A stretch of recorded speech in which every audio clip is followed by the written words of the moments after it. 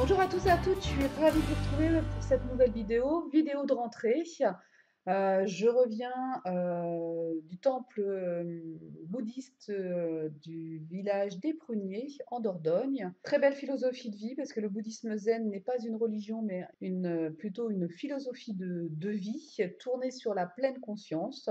Donc la pleine conscience, c'est vraiment d'être présent à l'instant présent, à ce qu'on fait, mais être présent aussi des fois à nos émotions, à nos états d'être, pour en prendre soin et pouvoir enfin trouver la paix, guérir de certaines blessures et pouvoir vivre en harmonie, j'ai envie de dire, avec soi-même, avec les autres, et dans le respect de toutes les formes de vie qu'il y a sur les planètes. On nous présente cette philosophie de vie et on prend ce qui nous semble juste pour nous. Donc franchement, ça a été génial et je trouve que pour l'accompagnement du surpoids, c'est vraiment quelque chose à mettre en application au quotidien. Pourquoi? Parce que déjà, lorsqu'on vit en pleine conscience, déjà, on diminue son stress. C'est-à-dire que au lieu d'avoir le mental qui cogite entre le passé qui est passé et que remémorer le passé, j'ai adoré cette explication de dire, eh bien, oui, dans le passé, on vous a blessé, on vous a dit des choses désagréables.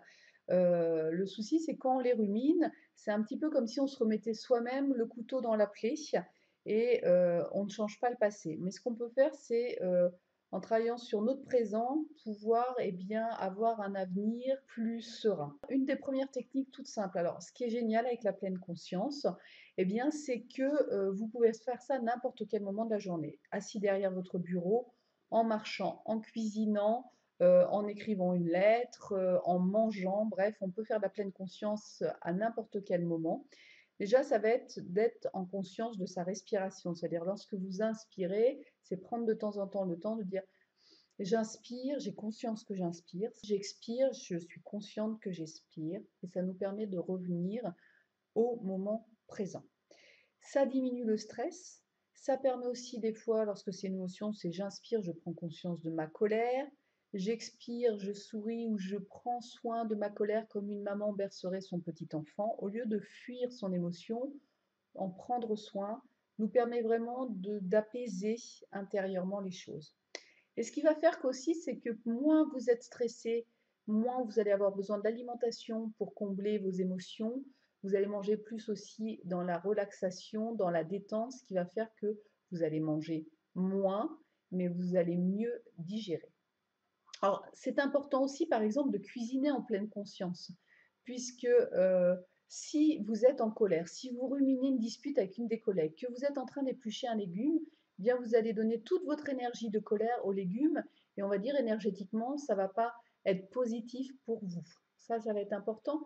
Mais aussi, lorsque vous passez à table, d'être conscient de ce que vous avez dans votre assiette, prendre le temps de sentir, de regarder ce qu'il y a dans l'assiette, voire pourquoi pas de remercier ce qu'on a dans son assiette, et à chaque bouchée, prendre une bouchée, poser son couteau et sa fourchette, et prendre le temps de déguster, de mâcher, est-ce que ça croque, est-ce que c'est croustillant, est-ce qu'on entend des bruits spéciaux, est-ce qu'au niveau du goût, est-ce que c'est sacré, c'est sucré, c'est amer, est-ce que ça, on laisse diffuser les parfums aussi, ce qui va pouvoir vous nourrir aussi au niveau sensoriel et du coup psychologiquement.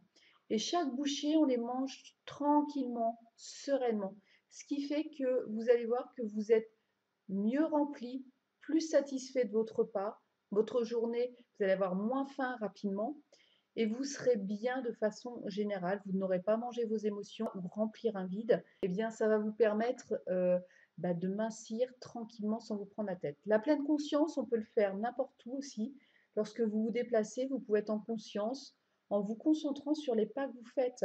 Chaque pas que vous faites, vous pouvez inspirer, j'ai conscience du pas droit que je fais, ou du conscience du pas gauche, ou simplement de la façon dont mon pied se pose.